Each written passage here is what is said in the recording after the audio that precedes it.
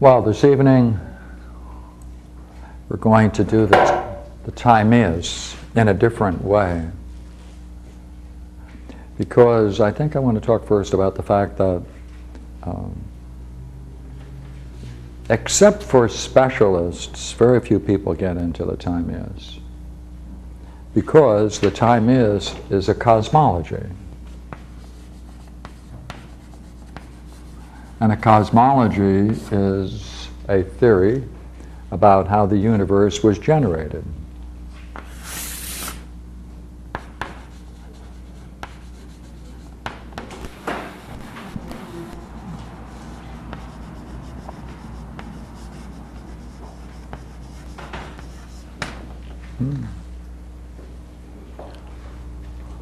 Well, when you consider that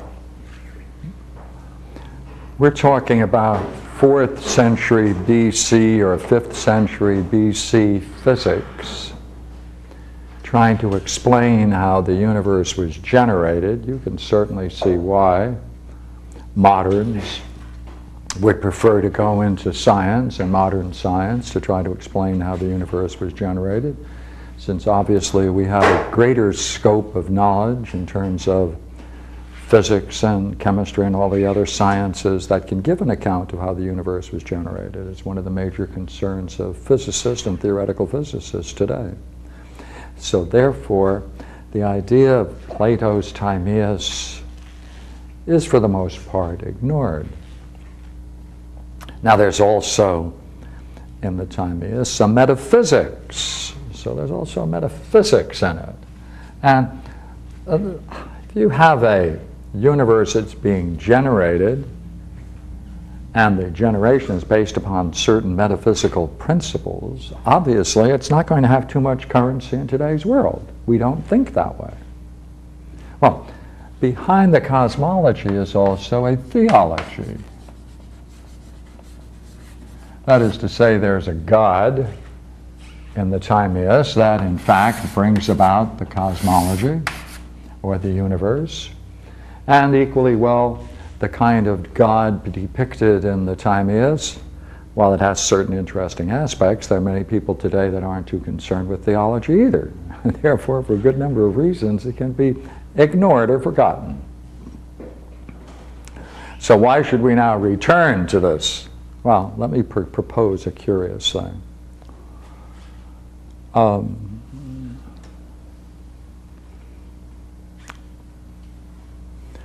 What if Plato is only secondarily interested in how the universe was generated?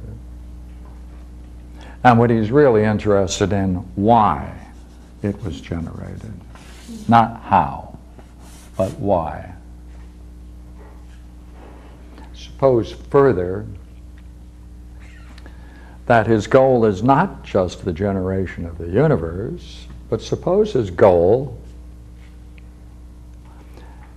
is to explain how man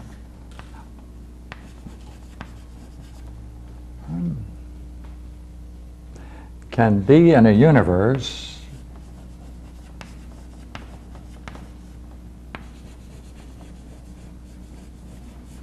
in which he can know himself and the universe. And in knowing both,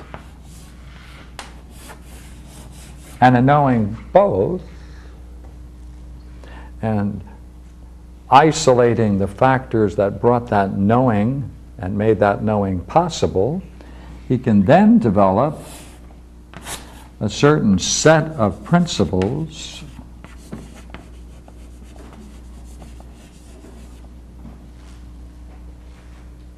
which can be used not only to explain how he can know himself and the universe, but how the set of principles can be said to be the primary principles for creation itself, or the cosmology. Now do it again. Suppose Plato is not just exploring how the universe was generated, but why. And suppose in that why, what he really seeks to explain is how it is that man can be in a universe in which he knows himself and can know himself and the universe, and in knowing that, recognize there are a certain set of principles, prior principles, which can be used as a set of principles that can explain how metaphysically the universe can be created. Not physically, but metaphysically how the universe can be created. Therefore, it's an entirely different kind of cosmology I'm now going to explore. What is it? We're not going to be talking about how the physical universe came into existence. That's only secondary. What we want to see is that set of principles which, once recognized, can be used to explain, right, the conditions necessary for the universe to come into existence. The conditions, not the causes. The conditions for the universe being generated at all.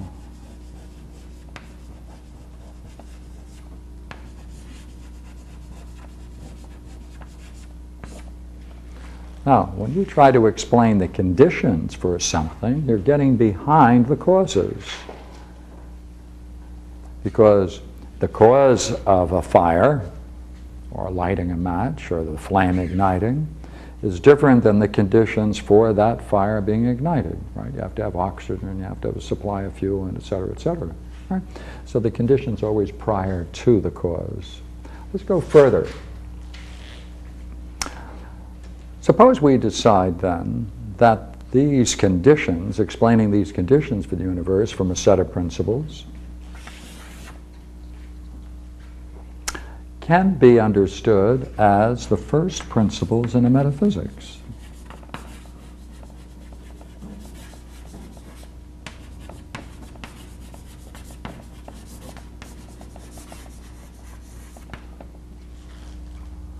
Well, if that's the case, then you're going to have a metaphysics that's going to rest on a set of principles which are going to be the conditions for explaining how the universe was generated. But more importantly, it's going to be the same set of principles going to explain how it is you're in a universe where you can know yourself as well as the universe.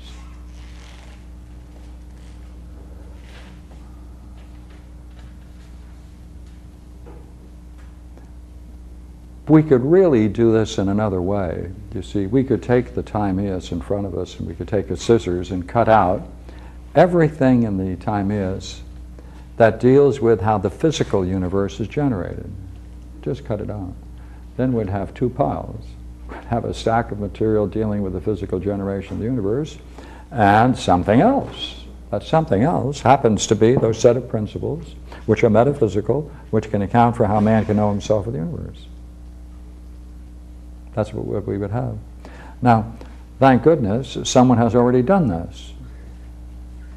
And therefore, we don't have to start by inventing the metaphysical wheel.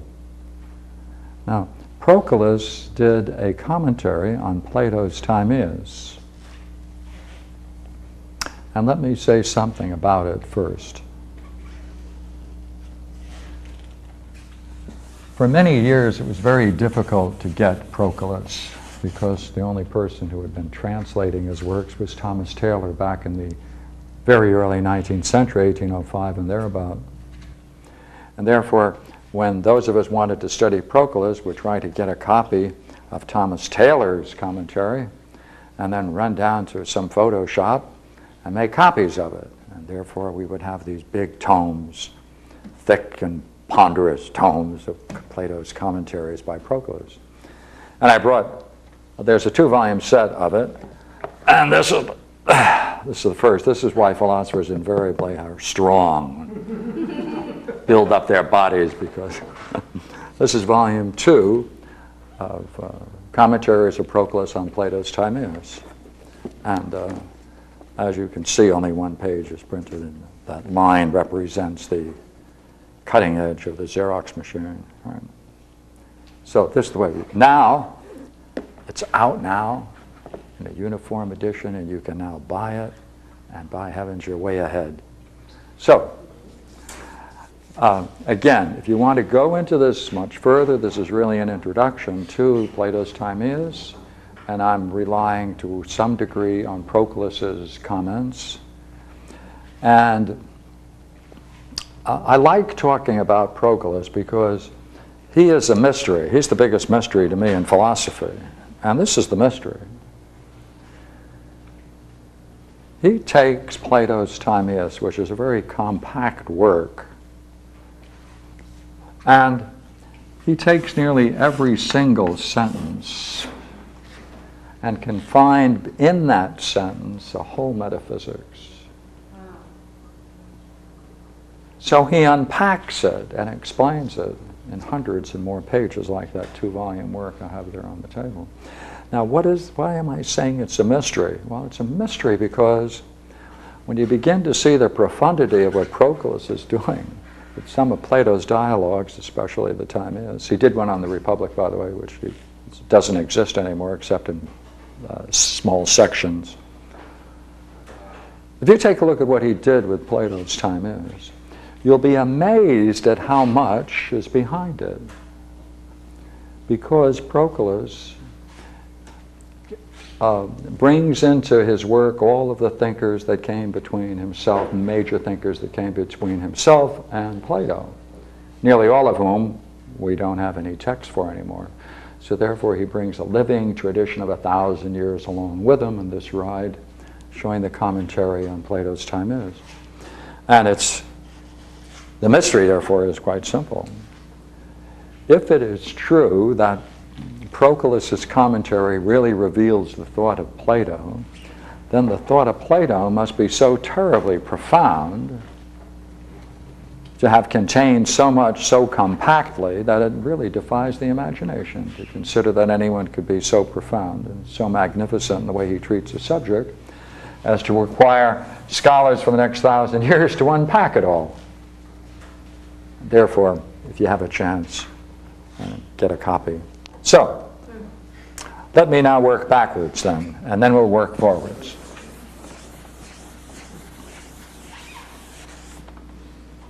The particular passage that I would like to work on is the nature of the soul. And it presents some very interesting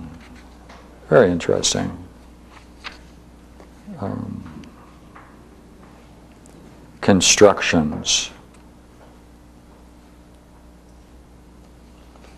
And it starts, therefore, at 34c about. So just keep that number in mind. You can check any translation of Plato.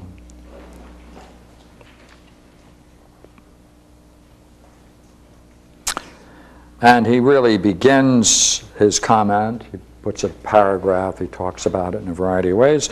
But he jumps in at 35a, and I'm going to just read you the quote. Midway between being, which is indivisible and remains always the same, and the being which is transient and divisible in bodies, he blended a third form of being compounded out of the two, that is to say, of the same and other. Right. So what we're looking now at is an explanation of what's the soul? Well, looks like then it's a mean. It's a mixture of two things. It's a mixture of a being, two kinds of being. This is impartible. You cannot break it into parts. And this is partible. This is always the same. And this is always different or other, same word, different, other. And by bringing these together, and he stirs them together with being, to create a mean between these two. Now, it's nice that we know that, except for one thing, and that is, what does he mean by this word? Now, this is a good word we've been playing around for quite a while. And let's see if we can go into Plato and bring it out. Okay, now, we're going to talk now about the most interesting metaphysics of Plato. Now, when I talk about metaphysics, I want to put over here a challenge. Is it possible that his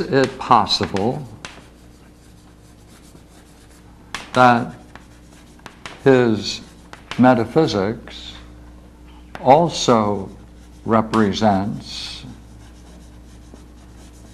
states of mind open to man? So if so, then you can look at it simultaneously as the highest kind of reflection, as well as the highest kind of reflection applicable to man's states of mind, or highest states of mind. Or the higher we go, let's even say the higher we go into this metaphysics, the purer the concept, the higher the states of mind we go into, the more we're talking about spiritual states of mind, or yogic states of mind, or transpersonal psychological states of mind.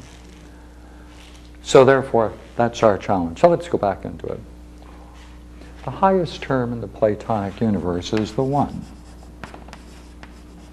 also called the Good. And they are said to be identical. And I think we once went through a beautiful proof of the fact that they can be said to be the same. And that, of course, is Proclus's great 13th proposition in his Elements of Theology. So let's leave that for a moment. Now, okay, what can you say about the One or the Good? Well, according to metaphysics, you can't say anything about it, because remember, all the statements you make about it are in fact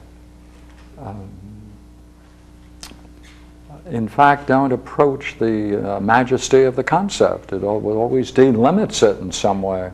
The only concept he has in the Parmenides, where he talks about the One in the first hypothesis, is that it is unlimited.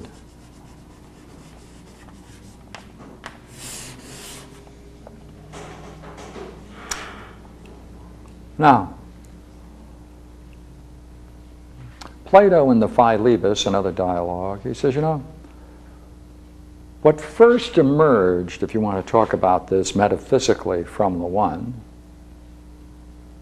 the first things you can say about the One that follow from it are its unlimited, or, as he calls it, the unlimited or the infinite, right? And the fact that you are, in some way, you're talking about something, no matter how grand and majestic. In that sense, it's also bound. Right? That is to say, there must be a bond about it. So therefore, this is the highest concept. This is the second derived from it. Unlimited and bound. Now, anything that's unlimited and bound, to say anything at all about it, if you say that it is, then of course you're bringing in the notion of being.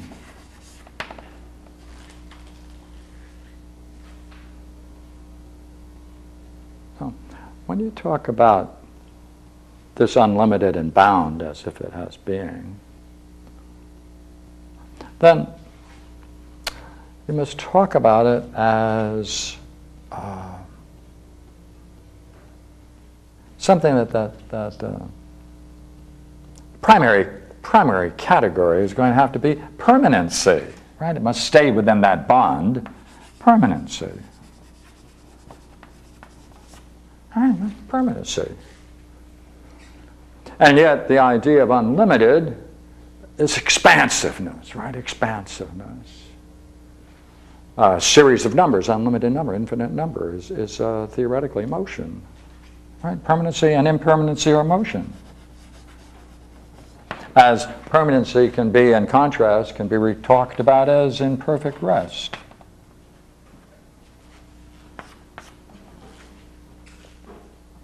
But for it, to have this quality, there's one thing you have to say about it. See, talk about permanency. What follows from that very idea of permanency must be sameness, or same, idea of same. And when you talk in a similar way of something in motion, always in motion, difference.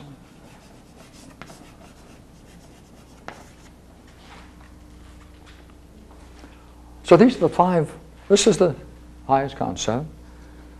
Right? This is what naturally follows from it. If this is said, then this can be said.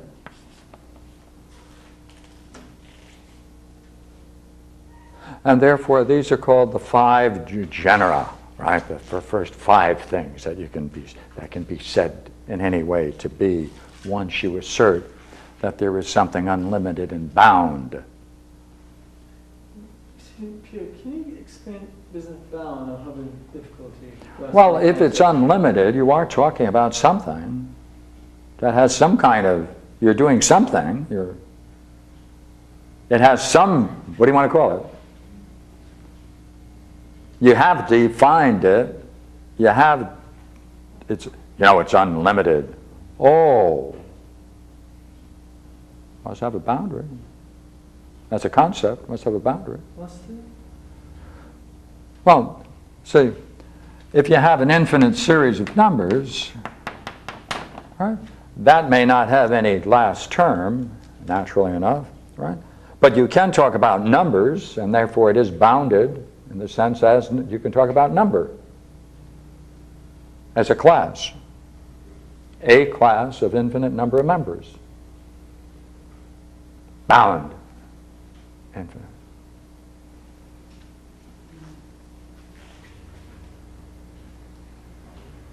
Good. So next. I have a question too.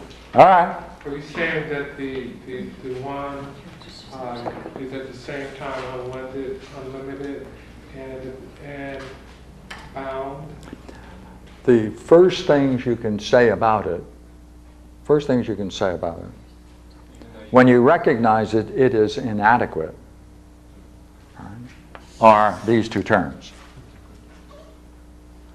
Therefore, in thinking and trying to understand the universe, right, if there is a highest, these two terms would follow. If these two terms can be said to follow, these follow quickly after.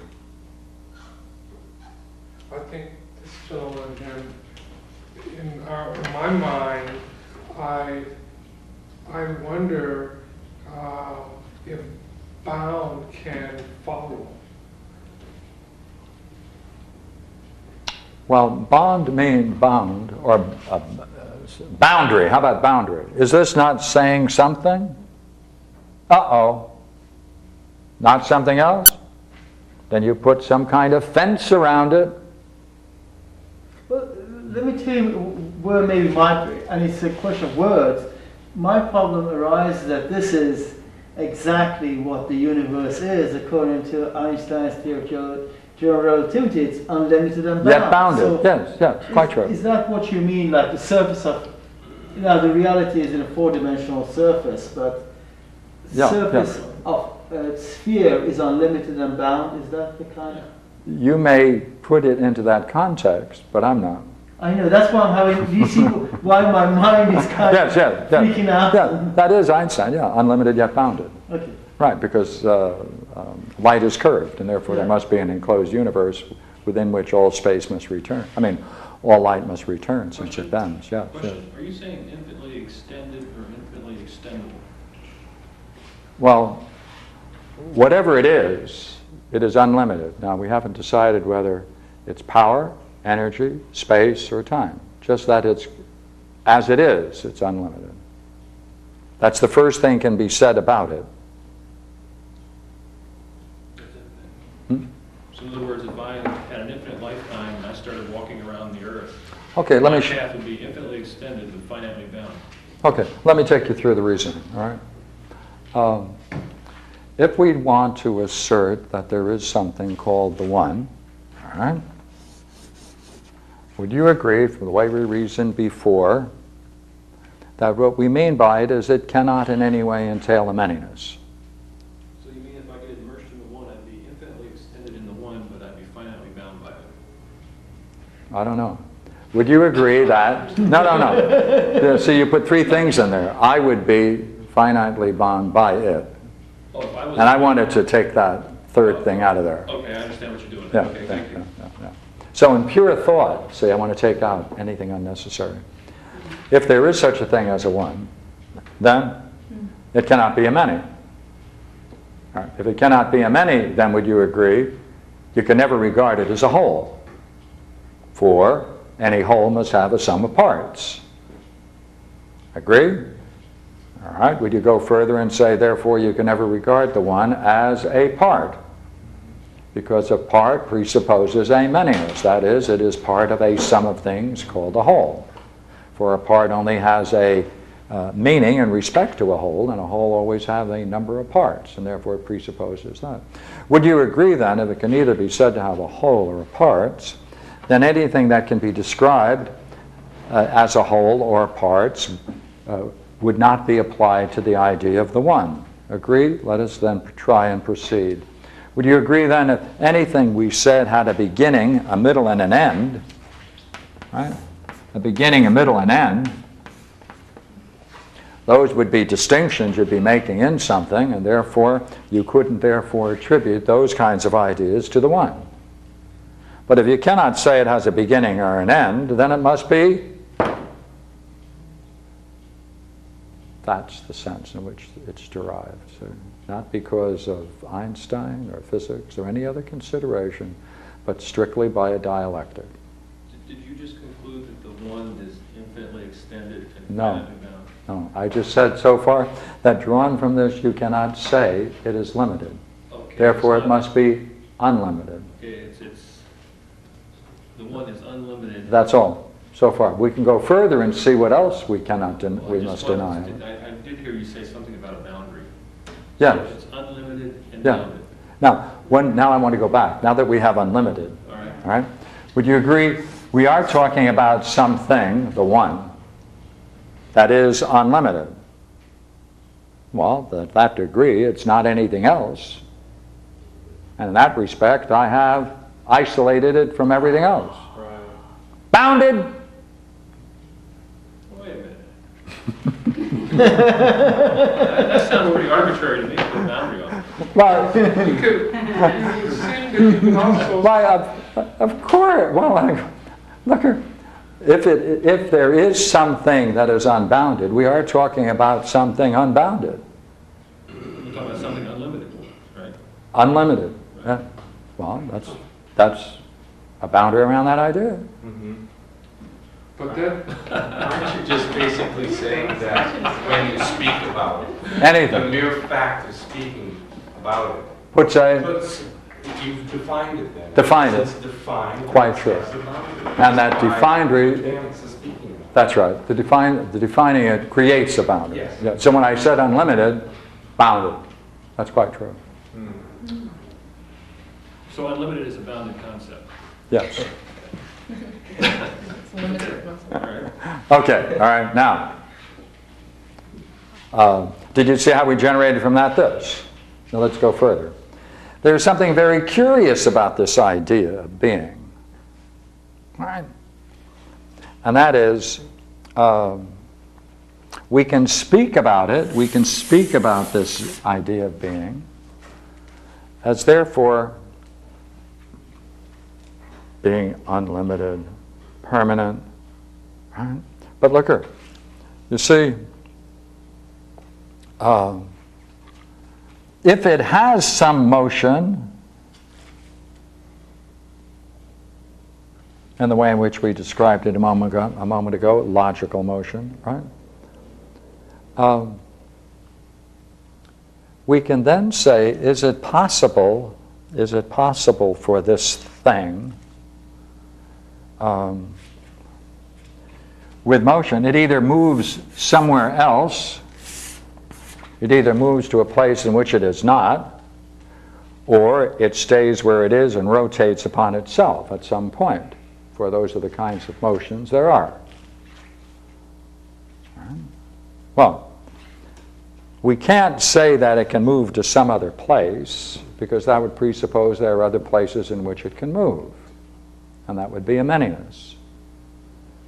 We can't say then that it can move in some other place, or even if it stays upon a point, there has to be a point upon which it rotates, and there have to be a point upon which it rotates. That's another thing, and that's a manyness. Is it possible then that there's this kind of motion? That is to say, it can know itself.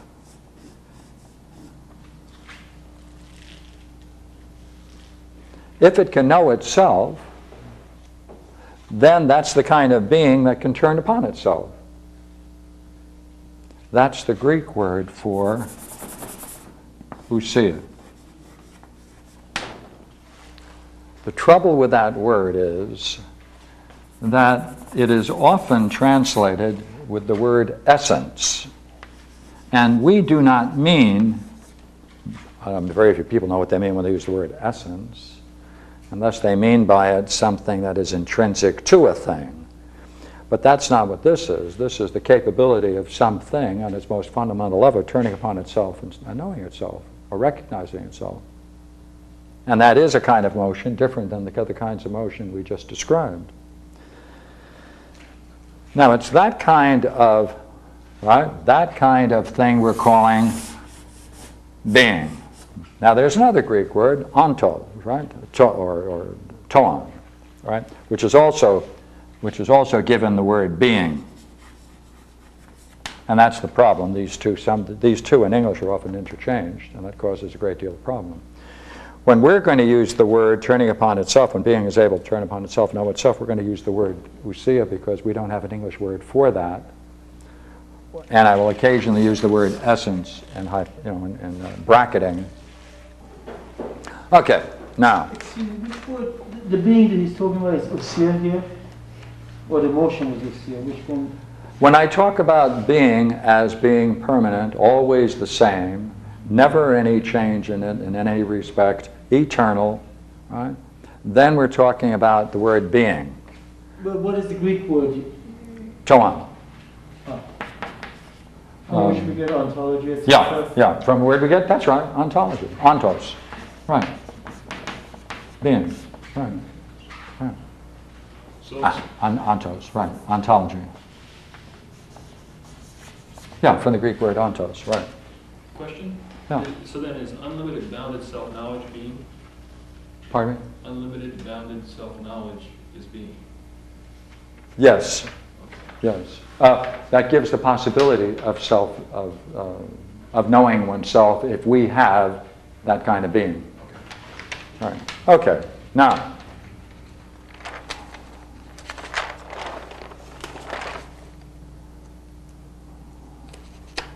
I just wanted to go back to that one line I had and work backwards tonight.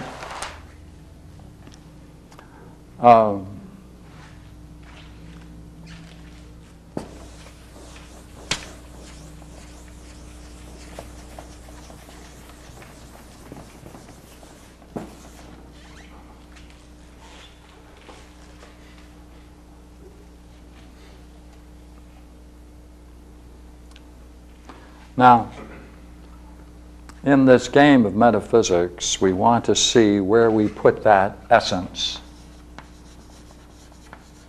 We want to see where to put that essence. Now, I'm going to use this word essence simply because the text often does. Right? Now, what he is saying is that this being, or essence,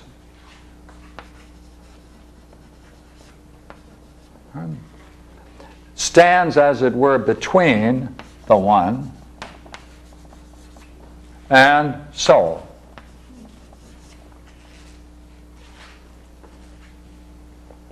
Now, that's called a middle position. Right? That's a middle position. And as such, this triad, therefore, is impartible. Because as the one, as the usia relates to the one, in the highest sense, you can't say you can break it up into parts. When you talk about in respect to the soul, you're talking about the soul in respect to a one soul.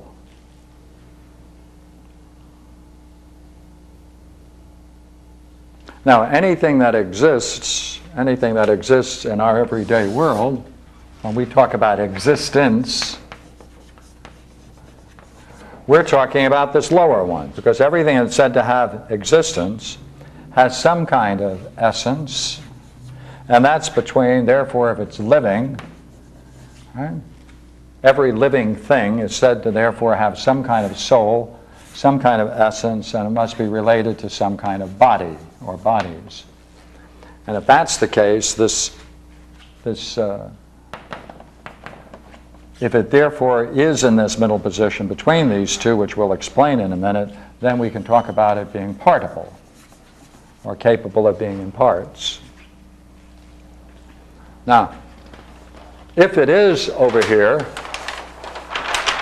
then usia is an image of the one.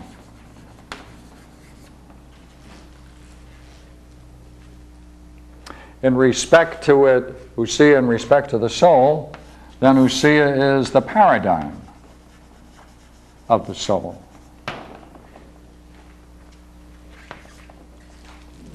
Now, I want to now jump into, we can have some fun with the implications of this.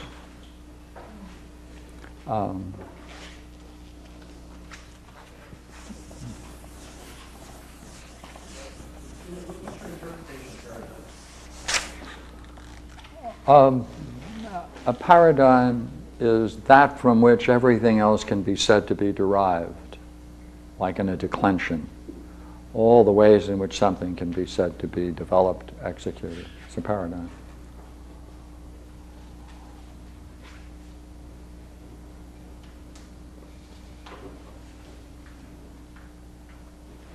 Now,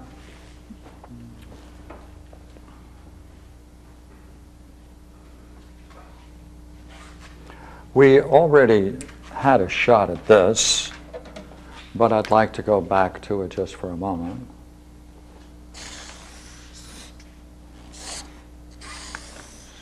All right.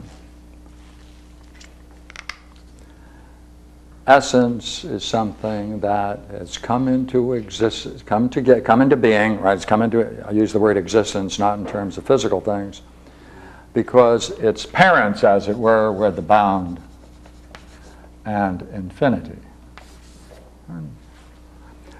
And when it's bound, when he talks about it as when the bound overcomes the infinite, then that's completely focused, it's completely focused, and therefore the idea of sameness develops. You can then use the idea of sameness. When infinity, he calls it vanquishes. He calls it vanquishes or overcomes, or as in some parts of the universe exhibits its power to such a degree, then you can say then that difference emerges. Because when the infinite then is no longer contained by anything, there's nothing but a vast difference.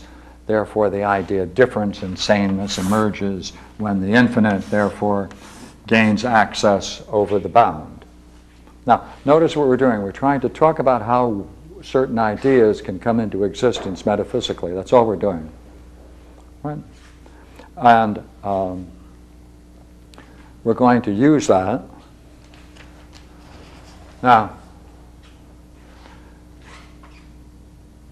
we now can talk about, as we did a moment ago, we can talk about being as usia. Right?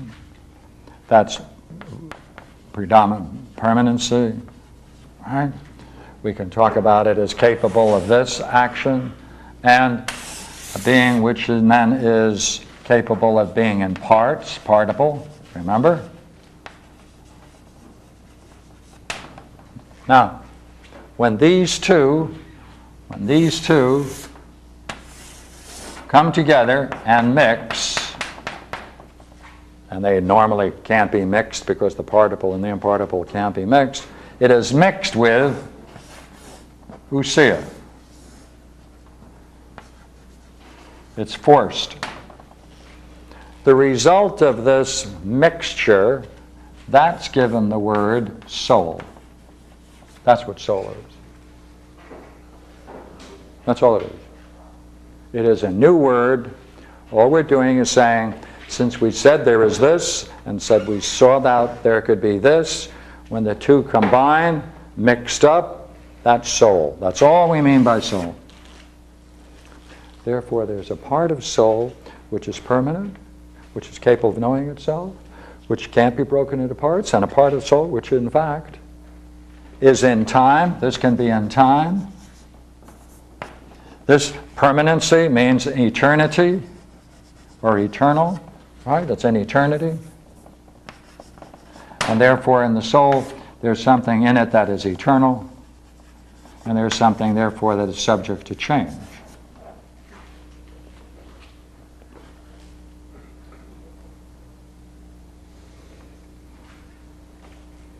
Now, the soul is said to have three things. You can talk about soul in three ways. So let's break this up so that we can then talk about it. This is soul, three things.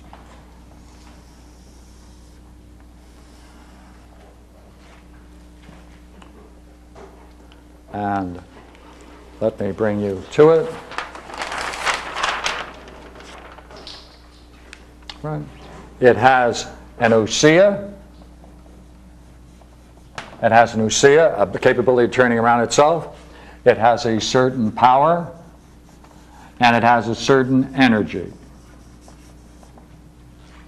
Because it derived those, would you not agree, from that vast power, the infinite power that was there.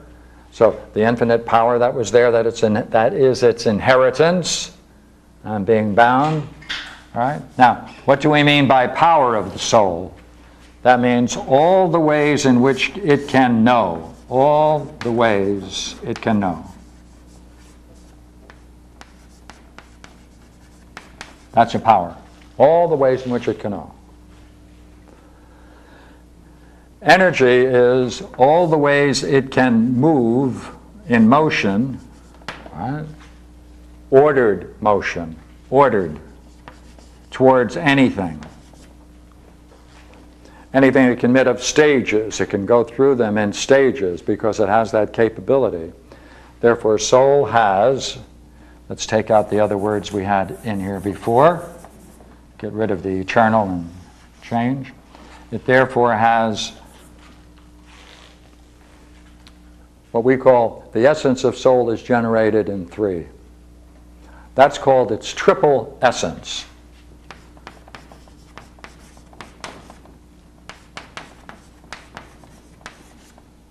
But ousia, as we know, is something very interesting. Now we want to talk about it. Remember what we said about ousia. It is that part, it is that capability of the soul or the mind to turn upon itself and know itself. That means there must be something in it, right? There must be something in it that allows a fullest flowering. Right, fullest flowering to emerge.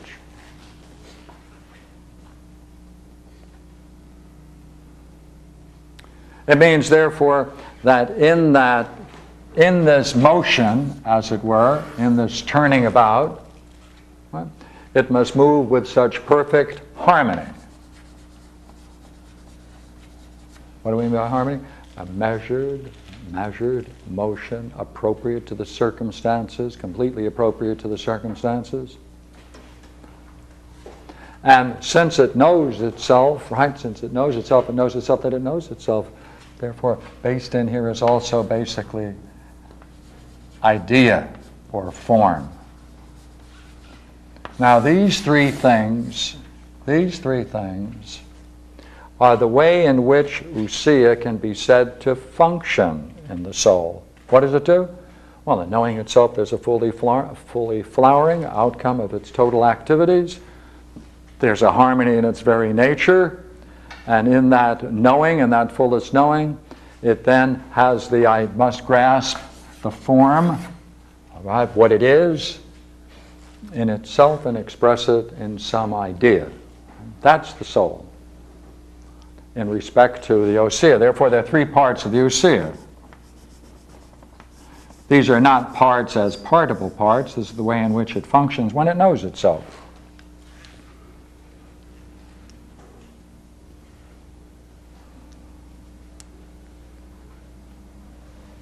Now, since it now can function from two realms, right, it now, we can say, to the degree that it is in man, notice what it does. It now can use all of the ways it can know and seek to satisfy all of those things, and it does so by seeking, therefore, to know all things. Now, what that means? That means necessarily, remember we said that it's in, the particle is in time. Therefore, it can know all things in time. That means it can know it incrementally. Why is that?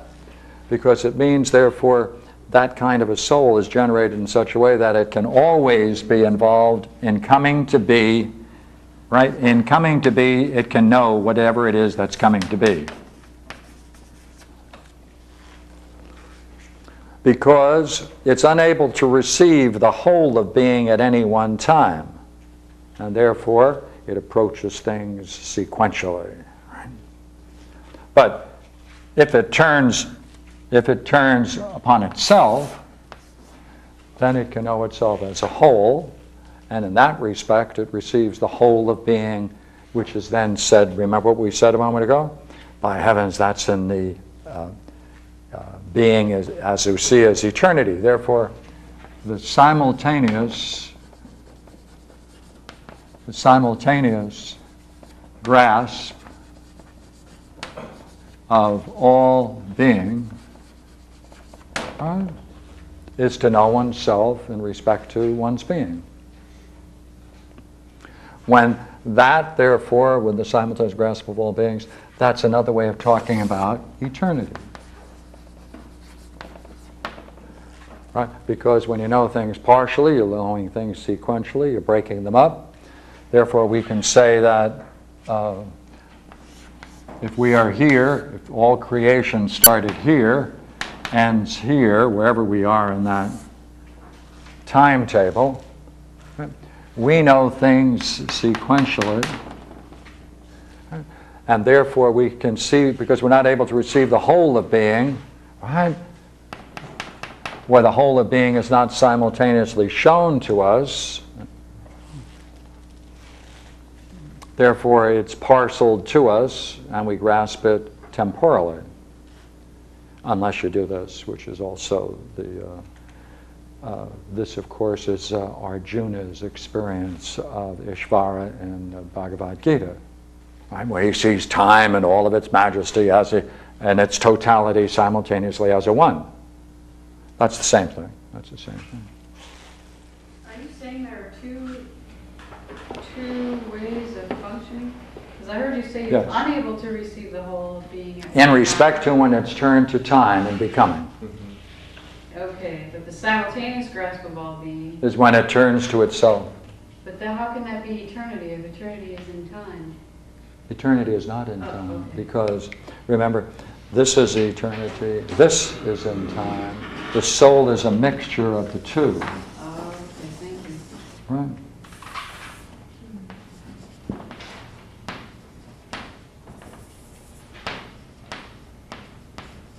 Right? Mixture of the two. So then it could have a temporal experience of eternity. Well, that's what time is. Time is a moving image of eternity. Yeah. Yeah, right.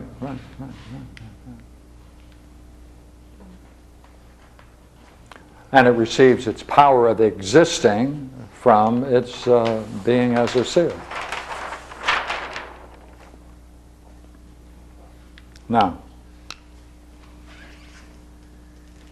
let's see if we can go a step further. All right? This is...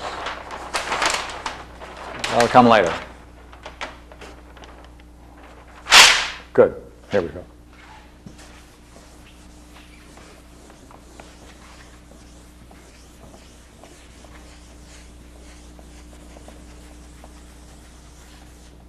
Maybe appropriate to say that the soul is not wholly real. The soul is not whole. Wholly real. It's not completely real. One part of it is total, the other part is partial. Yes, both. Right? That's why man can be magnificent in one moment and be a clown the next, right? Yeah, except for my Uncle Louis, who was able to maintain a certain level of existence beginning to end. Please. We normally reverentially bow when we think of Uncle Louis. All right, look at one soul, therefore, right, of the two parts. Right? Then Plato says, this then must be broken up, parceled out, be broken up into pieces, and these pieces, therefore, are going to be extended throughout the universe. So he takes one part, and the ratios of them are 1, 2, 4, 8, 3, 6, 3, 9, 27. And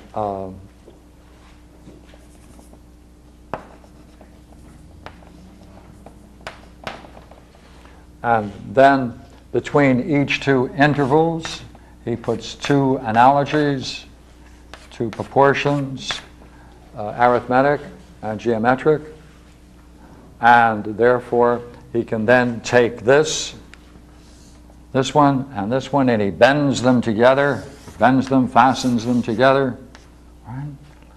And then this is called the same, and that's called the other.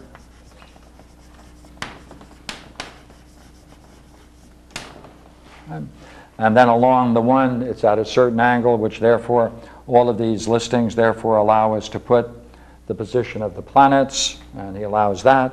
These are also the musical intervals of the Greek diatonic scale, as you know. And I just want to mention that in passing because I want to move on to something more interesting. Right? So that means then that built into the soul is number, ratios, measure, analogy, proportion,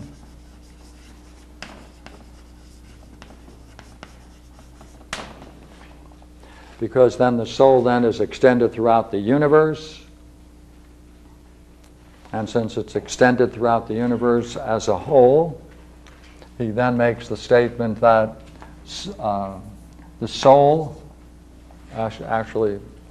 soul cannot exist without body,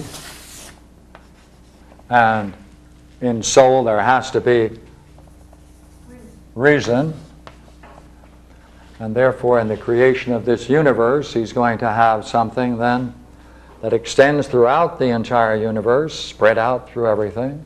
It has reason within it, soul encompasses it, and can take on a bodily form wherever it's required. Right? Those are, yeah. I was reading that the other day, and he says he constructed reason within soul and soul within body, and that's the word nous. And that's the word what? It's nous in the Greek. Yeah. So yeah. I'm used to that translated as intellect. Reason threw me off. I thought reason was dianoia. Well, dianoia is usually translated as understanding. Mm-hmm. Through nous, through dianoia, through understanding. But you're quite right. This is not in the sense of rationality. It's in the highest sense of reason. In that respect, it takes on the word intellect, really. But so remember, there are two parts of the soul. There's the higher and the other. Therefore, one part there's nous, and the other part there's opinion. But we'll move into that in a moment. All right? Okay. Then, based therefore in the universe, right? Necessarily, therefore, the soul must inherently have the capability, since it's generated this way, for number, ratio, measure, analogy, and proportion.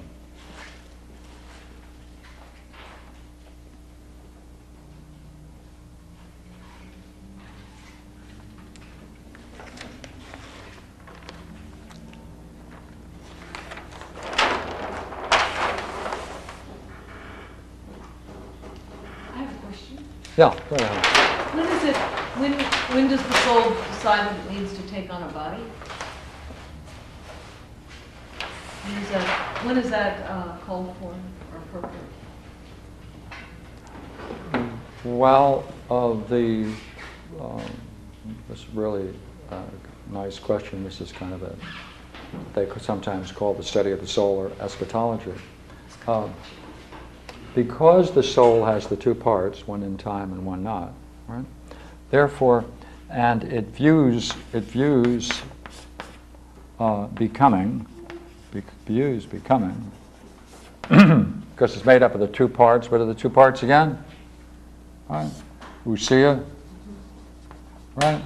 The ousia, which is capable of knowing itself, and the being, which is capable, therefore, of having the powers to know all existing things in time. This is an eternity, or eternal, and this is in time. So we have an analogy. Let's see if I can get the analogy here then for you.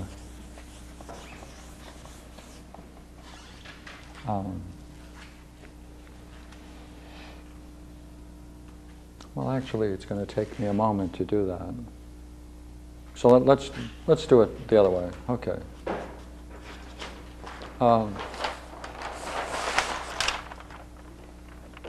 Your question is, why is there a need for a body to exist given the existence of soul?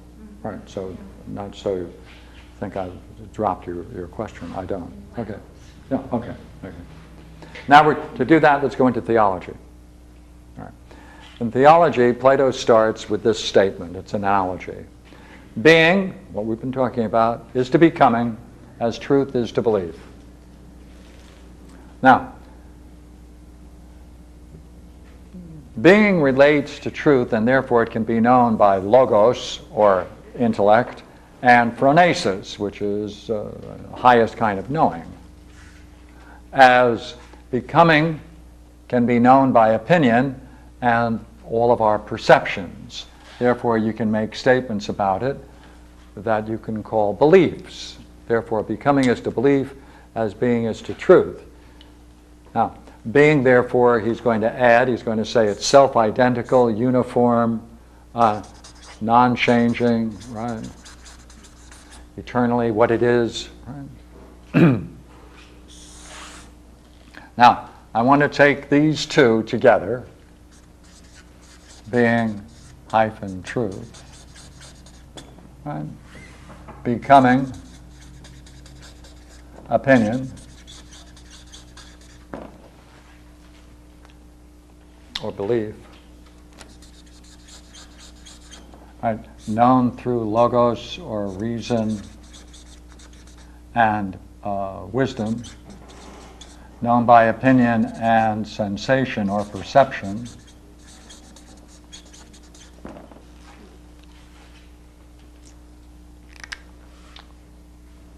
Now, I'm putting that down first. Now I want to talk about these two. I want to talk about these two. I want to talk about the realm of being and the realm of becoming.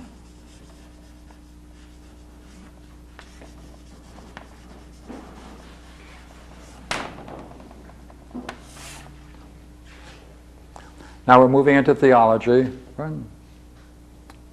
When God saw that everything was in disorder, he desired that all should be like himself,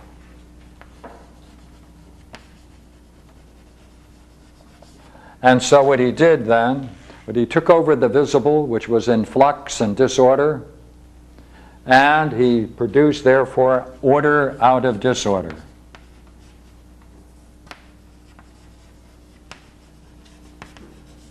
This is not a creator.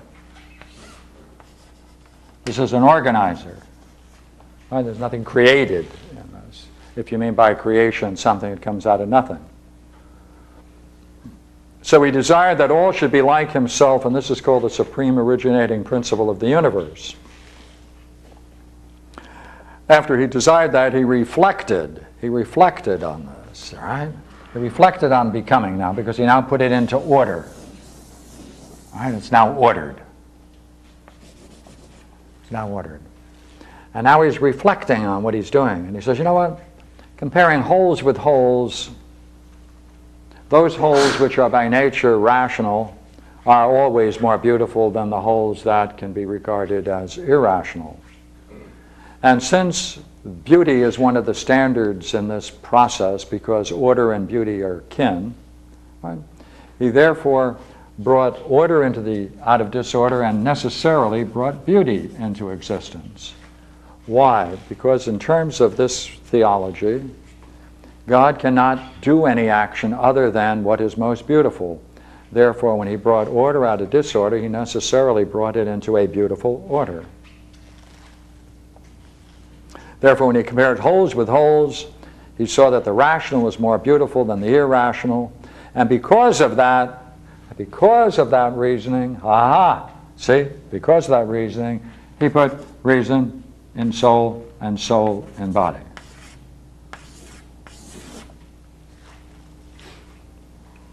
Now, that means, therefore, the model for this universe, the model, he desired that all things should be like himself. Therefore, becoming must be like being. Then this must be the pattern. This must be the copy. This must be in eternity, as it were. Remember, simultaneous whole. This must be in time.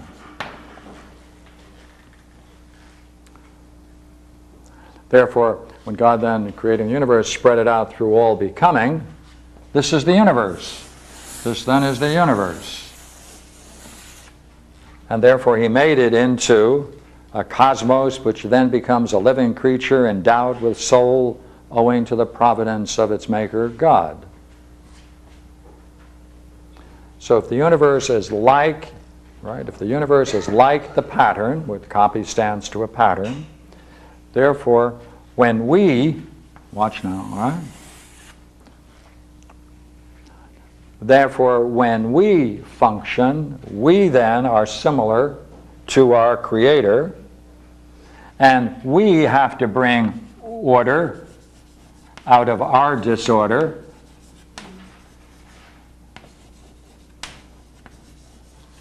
And it must be done fairly, beautifully, right? Must have a beauty to it, right? No coercion, right? And in doing that, we are nothing other than doing within ourselves and our universe what God did to the universe as a whole. Therefore, we become, as it were, an element of the divine in respect to what we need to bring into order out of the disorder, and therefore we are copying the very processes of creation of the cosmology. Therefore, it is its realm. Right. Pardon me? Is this God the same? This God is not the one. This is more like No. a demiurge. This is called the demiurgos. Thank you. Yeah, that's right. Right. Demiurgos, it's a God that works. Ergos, right? It's a demigod. Right. Right. God that works. And so that we can then see, therefore, that this model or this pattern is being, and it stands to truth, and everything we say about this we can say is true, and everything we say about this universe that was our creation, the best we can say about it is in the realm of opinion, necessarily, because it's in time. You never see the whole. It's always a partible, and the primary vehicles for understanding it are opinion and sensation or perception. So, this pattern now. This pattern, therefore, must be not dead, but alive. It must have a vitality. Right? It must have a vitality. And it's also, obviously, since it's making and doing all of these creative things, there is evidence, therefore, it must have intellect. Right? So there's a living intellectual thing that exists, sometimes called a intelligent living creature. This, therefore, is called the intelligent living creature because it has a vitality to it, an intellect about it, right? And it has its own possibility of knowing, right? Turning upon itself.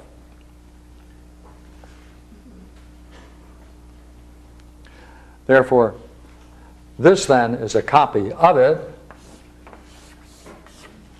and therefore this is the realm where we are and all other living creatures. This must then include all intelligent living creatures or all intellectuals, or put in another way, the vital intelligibles, the primordial basic patterns of all that is, has a life and a vitality, and this is sometimes also called the forms. Formula? Forms, or Forms. yeah. Now, in order for this universe to come into existence, right, it has to be made visible, right? Has to be made visible, has to be made tangible, right? And as well, the principle of visibility is light or fire, and the principle of anything tangible is earth. So therefore, necessarily, for that universe to come into existence the way in which it has come into existence, to be visible and tangible, necessarily the primal elements must be fire and earth. And two things, of course, cannot be joined without a third, because you need something to bind them together. And whenever you have two things bound with a third, that's a mean analogy. And when you have a three-dimensional space, you need four terms, not three, and therefore between these he introduces two others, water and air. Now, they are principles. They're not fire and earth and water and air, right? But it is whatever it is that makes things visible, whatever it is that makes things tangible, whatever it is that makes things fluid and moving in a flow, right? Whatever it is that can bring things into a vitality, air. Therefore, these are the primary so-called elements understood in their sense rather than our own. They stand to one another in analogies, and he has two sets of them. Right? So air is to water as fire is to air, water is to earth as air is to water. What does that mean? It means that all of the basic primal elements, or basic fundamental principles, are brought together into an analogy, which means they're harmonized. And if they're harmonized not only because they're put in an analogy, but they're created in such a way they can fit into an analogy, therefore by necessity they are harmonized. And that therefore allows us to say these things brought the current universe into existence.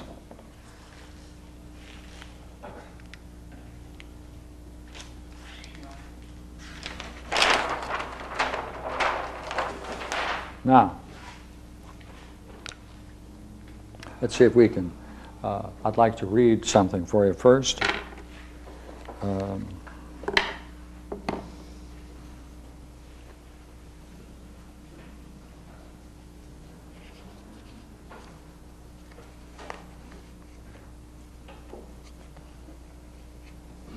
He talks about this in two series of analogies, a three-term and a four-term analogy. And the most beautiful of bonds is that which most perfectly unites into one both itself and the things which it binds together. And to effect this in the most beautiful manner is the natural property of analogy. Therefore, analogy is a fundamental bond. Right? All this, it's a bond. It's brought together, harmonized and brought together. It is a bond. It's the fundamental bond that keeps everything in analogical relationships, and therefore in analogical relationships, therefore keeps them in such a way that can be said to be harmonized with one another in the most beautiful possible way, and therefore the infinity, which is the behind all of the infinitude of forms and the infinite power of the universe, can be then said to have its counterpart, the bound. The bond shows itself in analogical constructions. The major terms for the analogical constructions come out of what appears to be necessary given a metaphysical universe in which man can then be brought to know. Let's see if we can see that now. Matter of fact, let me read it for you, okay? Out of my big book.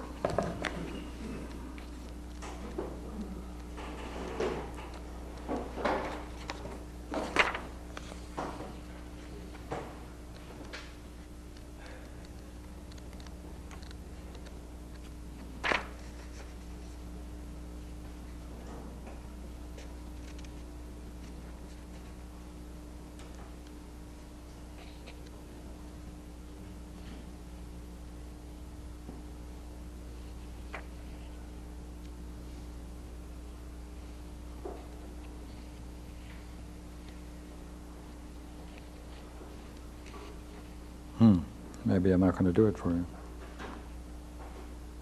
Ah.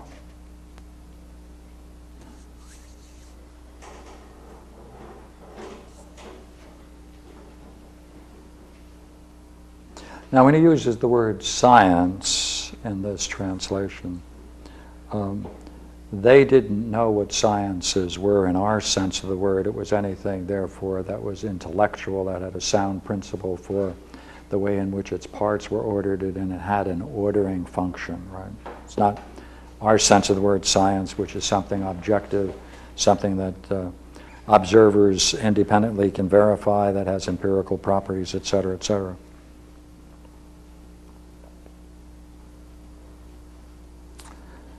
Since the sciences which are in us, see, all the ways of knowing are called collectively the sciences in Plato. Since also the sciences which are in us, some look to one object of knowledge, such as medicine, some to health, but others extend to many, as arithmetic, to philosophy, to politics, many others. And this is not only the case with arithmetic, but also with the measuring science and with statistics. Statics. For Plato says that either all or some of the fabricative arts require the assistance of these, and without these, no accuracy. But others look to all the arts and to the contemplative sciences, as is the case with divining art, says Plato. Well, I like that, but that isn't the quote I wanted. Yeah, I do that sometimes, unfortunately. Yeah.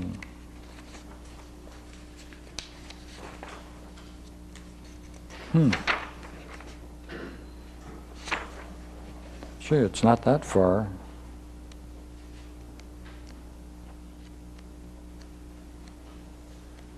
Huh.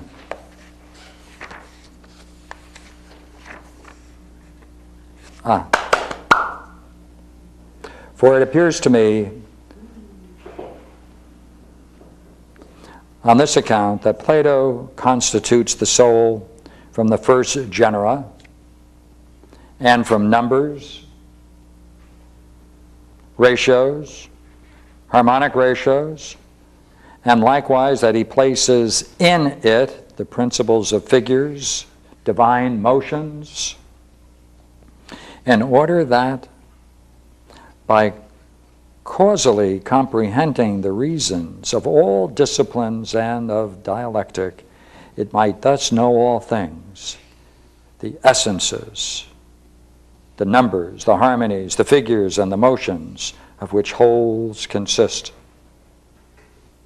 It seems likewise that he constitutes the soul as being allied to intelligibles from the genera of being, which primarily subsist in them, but that he gives figures to soul as being allied to sensibles. For things which are truly figured are sensibles, and that as being a medium between intelligibles and sensibles, he binds it with harmonic ratios, though in intelligible forms also, for they are the form of harmony and the form of figure. So within us, therefore, right now this is taking off now. So within us, therefore, are these things built within the soul itself, and that allows us, therefore, to comprehend the reasons for all the disciplines, all the things we want to know in the dialectic, and thus we can know all things. For we can know all things because the very things that we need to know them are built within the nature of the soul. Thank you. That's what I wanted to do tonight.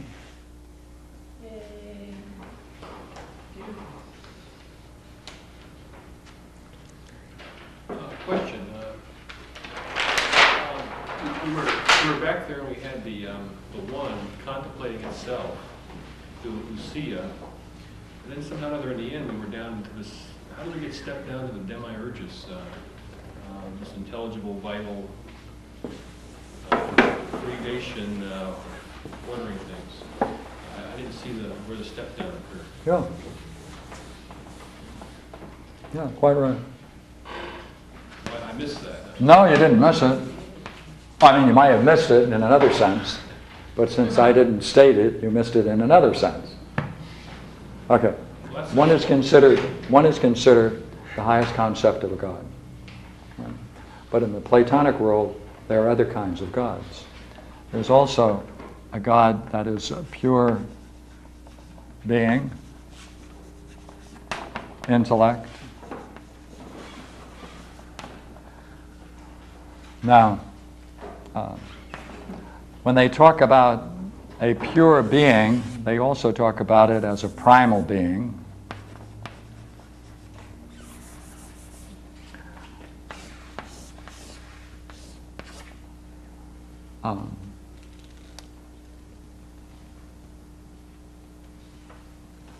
And this pure being, therefore, has a intellect, right, and a vast vitality,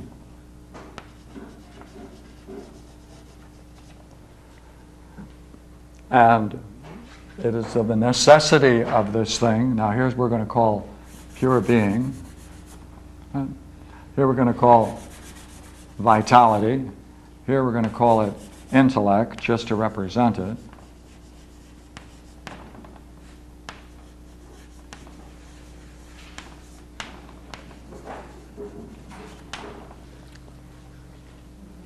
Now, in this interesting game, how does the first creation take place? See, the first creation has to be the idea in the mind of God.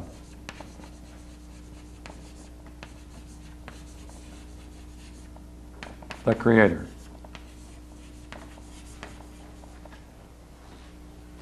Because you can't have any creation according to what we were doing before you have a model. That model, right, remember? The beautiful concept that he wanted everything to be like himself, modeled after himself. Therefore, there must be an idea of himself in the mind of God. Right? Now, Plato doesn't express this fully, Plotinus does in a very beautiful way. He puts the whole thing in terms of process. Plato puts it in terms of structure.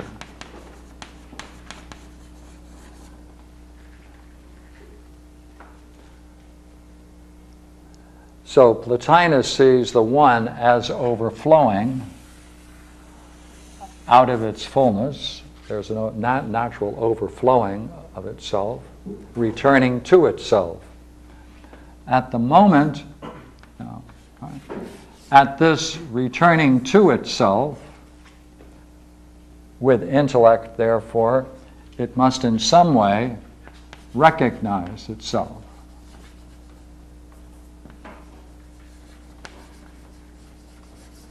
Knows, right?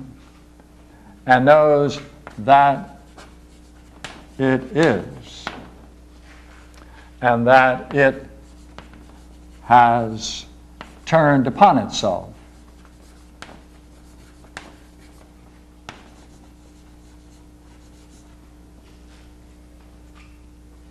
Well, that means, therefore, that must involve knows that it is being, right? It has turned upon itself. That means there must be a vitality that allows it to turn upon itself, to see itself, knows and recognizes itself. Therefore, there must be intellect. Therefore, this must be overflowing and turning around and returning to itself. Now, that, metaphysically and theologically, is being. That's being. All right? That's being. So being is part of the one. While you can say it's not part of the one, when you take the idea of the one as a process, then you can talk about it this way. And at that moment of turning around and seeing itself, you can now call that being. But we remember that's ousia, turning upon itself, knowing itself, right? Now,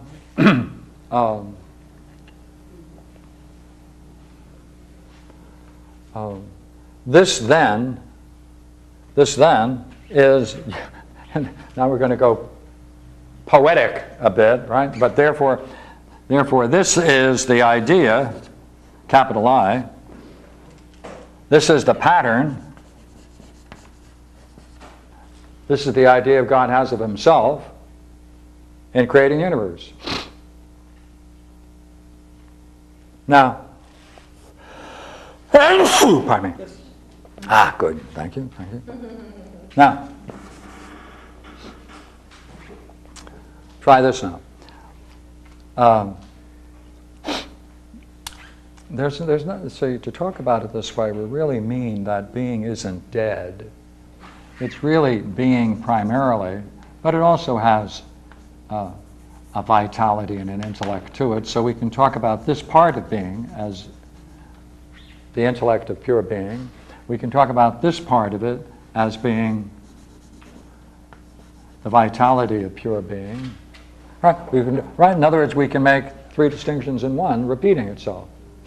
Therefore, in the same way now, we can talk about intellect. There's a being to being, there's a being to intellect, and there's a vitality to intellect, and there's also the highest aspect of intellect and intellect. By the way, in the same way, this can overflow and turn upon itself. Soul. You answered my question. I know what you're doing. See? Then you take the same drama with the same elements. Another generation created things. So I'm in a fractal universe now. Yeah, frankly, yeah. So, all right? Hi. Hi. I heard you talk about soul in two ways. I heard you talk about soul in itself and also the soul in body. Yes. And I thought I heard you say that soul must be in body, or somehow that's part of how it defines itself, that it participates, or that it's in the body.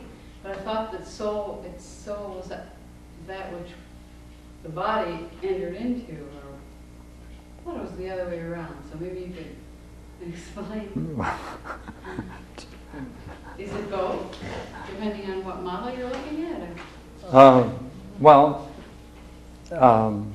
When the body drops away from the soul is still there in its entirety. It doesn't change. It's totally permanent. Yes. So when you talk about soul in that way, the body is falling away from it. Yes. But when you talk about it the way you talked about it tonight, the soul is inhabiting the body, or it's in the body. That's the part that seems contradictory. Because it's a cosmology, right? Well, I'm not sure whether there are two ways of dealing with this. One is to say that when we were talking about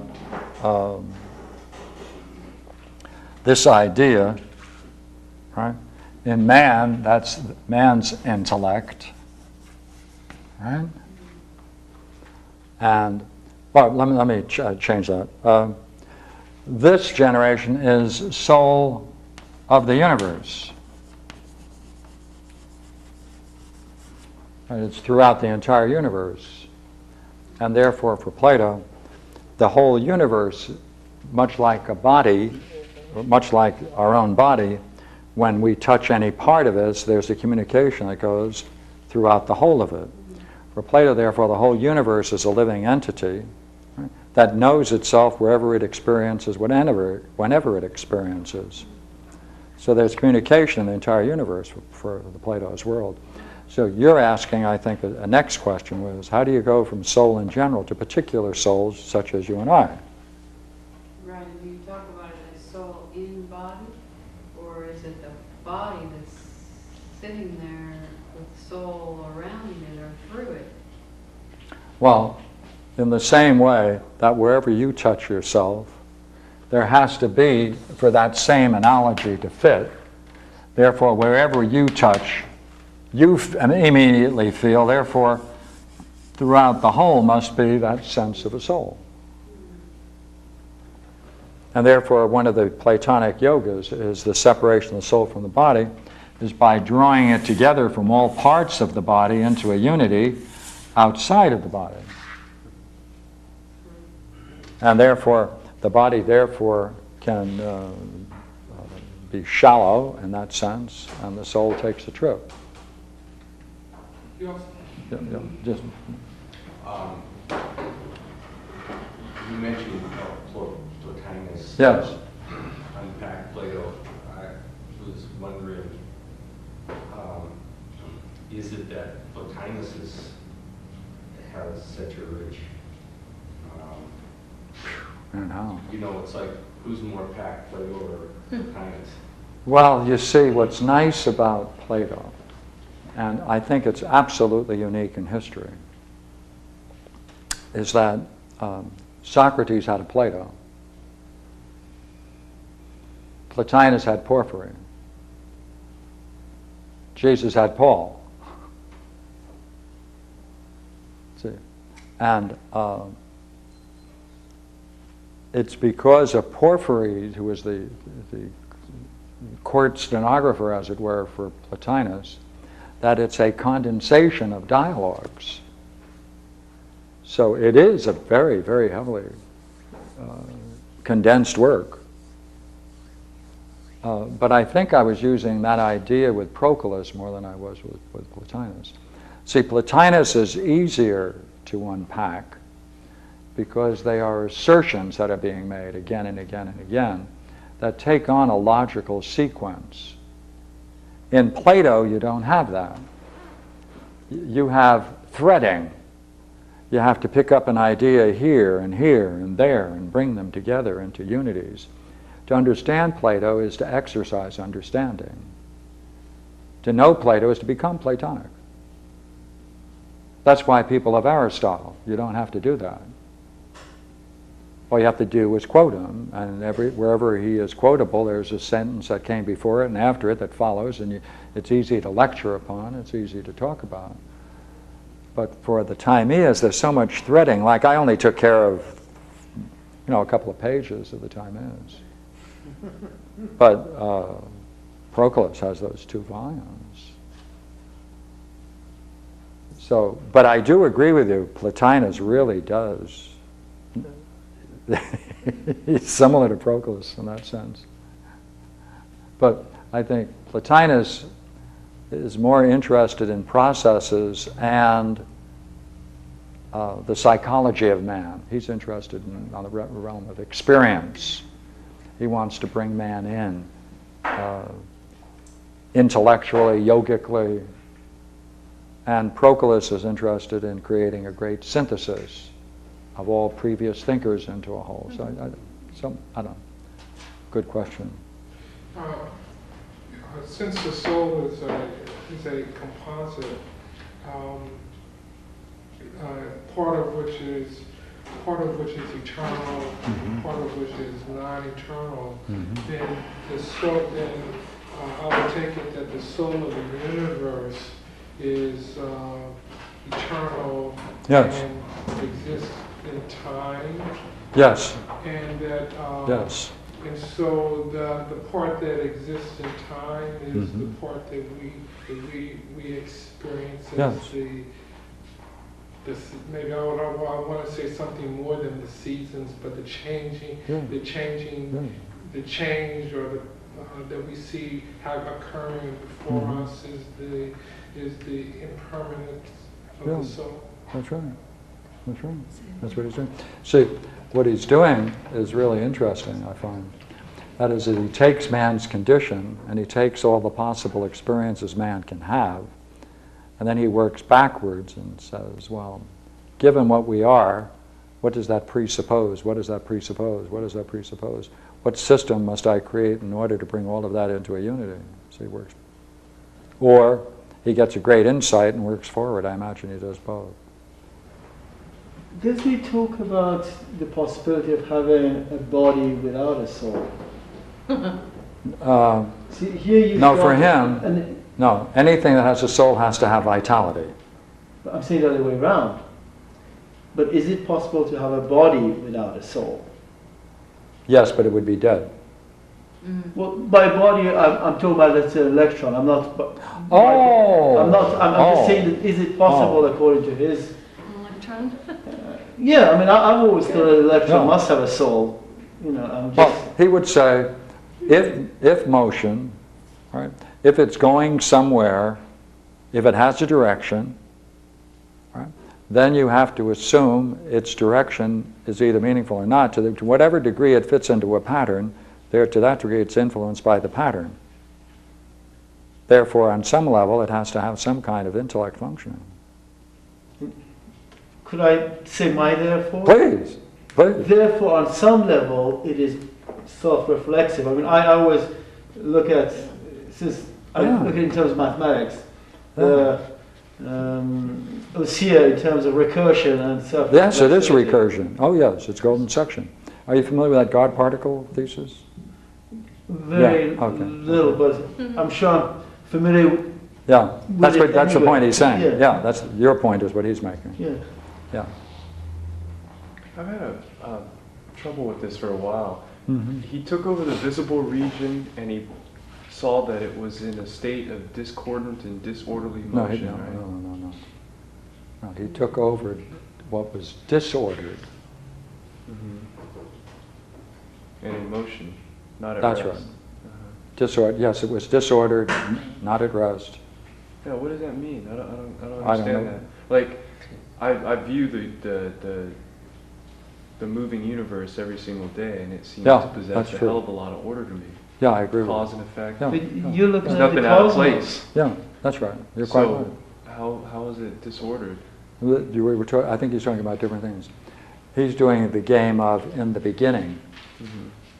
In the beginning, everything was disordered, and he brought it into order.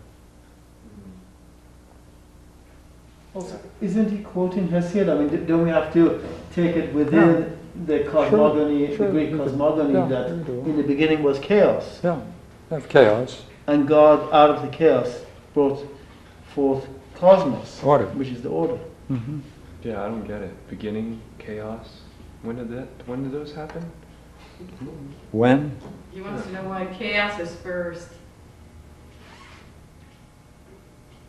Don't you? Or if it was first, what is it and when did that happen? I don't Okay, understand that's chaos. absolute. Look here.